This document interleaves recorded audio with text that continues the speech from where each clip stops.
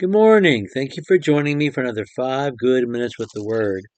We're going to spend a couple of sessions talking about Tamar or Tamar. We read about her in Genesis chapter 38.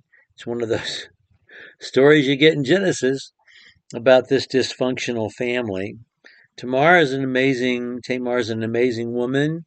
She's ultimately a vindicated woman, and she was an important woman for several reasons. In the first place, she's part of Judah's story, and Judah's important because Judah is the forefather of Jesus. And we begin to see the redemption of Judah in the story of his relationship with Tamar. It was Judah's idea to sell Joseph into slavery into Egypt. And so he's kind of the villain of the story, but that starts to turn around in Genesis chapter 38, and then completely turns around by the time the brothers are reunited. Um, Her name means a date palm or a palm tree. And it's a name, that signifies not just beauty, but strength. Um, she is the only woman from Genesis mentioned by name in the genealogy of Jesus in the Gospels. Now, if you want to claim to fame, there you have it. The women that we think of as more important than her in the story, Rachel, for instance. Rachel is not more important than her in the story because Rachel is not part of the lineage of Jesus, but Tamar is part of the lineage of Jesus, even though she is a foreign woman.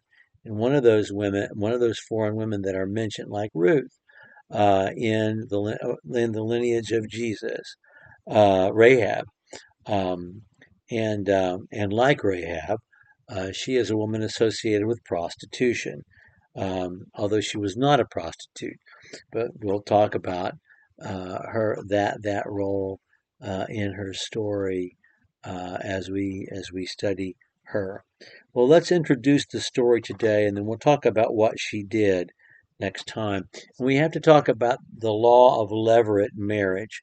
Now, in the Mosaic law, we have a couple of passages that give us the rules of levirate marriage, that the near kinsman, if a man dies and he has a wife and he hasn't fathered any children because of the laws about inheritance, it's important that a man have an heir, and therefore the nearest kinsman is supposed to raise up a child in his name. Well, the events that happen in Genesis 38, as we said yesterday, happen around 2000, 1900 BC, and the law of Moses was given 700, 800 years later. So the practice of levirate responsibility is already understood among God's people as early as Genesis 38. So let's read what happened, and then we'll talk about the resolution of it next time. It came about at that time that Judah departed from his brothers, visited a certain Adullamite, whose name was Hira. And Judah saw there a daughter of a certain Canaanite, whose name was Shua. And he took her and went in to her. And she conceived and bore him a son named She conceived again and bore another son, and named him Onan. And she bore still another son, and named him Shelah. And it was at Kezib that she bore him. Now, Judah took a wife for his firstborn, and her name was Tamar. But Judah's firstborn, was evil in the sight of Yahweh, so Yahweh took his life. And Judah said to Onan, Go into your brother's wife and perform to her your duty as a brother-in-law, and raise up offspring for your brother. And Onan knew that the offspring would not be his. So it came about that when he went into his brother's wife, he wasted his seed on the ground in order not to give offspring to his brother's wife, to his brother, But what he did was displeasing in the sight of Yahweh. So Yahweh took his life also.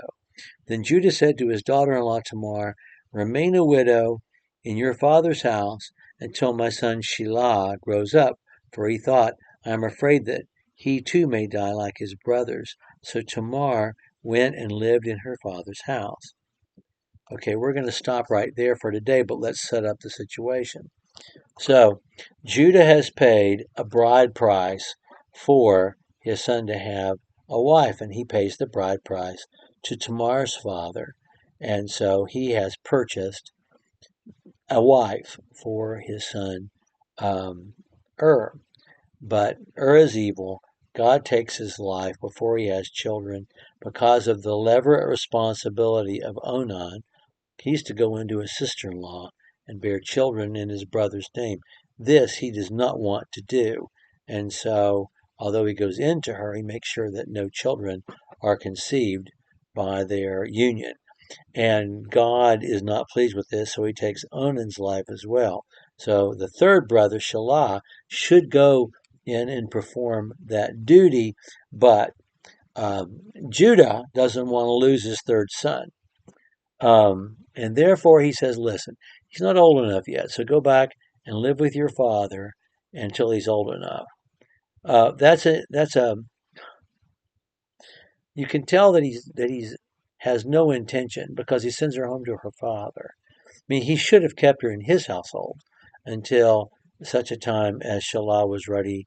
But it, you know, um, to make sure the temptation, either on her part or Shelah's part, was taken away because he thinks that she's the reason these sons are dying when it's not her, it's God. It's like the opposite of what Jacob said, yeah, but it's the same reason. Jacob said to Rachel, "It's not my fault. You don't have a child. God is the one who decides." Um, you know, she could say, Tamar could say, "It's not my fault these young men are dying. God is the one who's doing this, not me." But he's not taking any chances, Judah.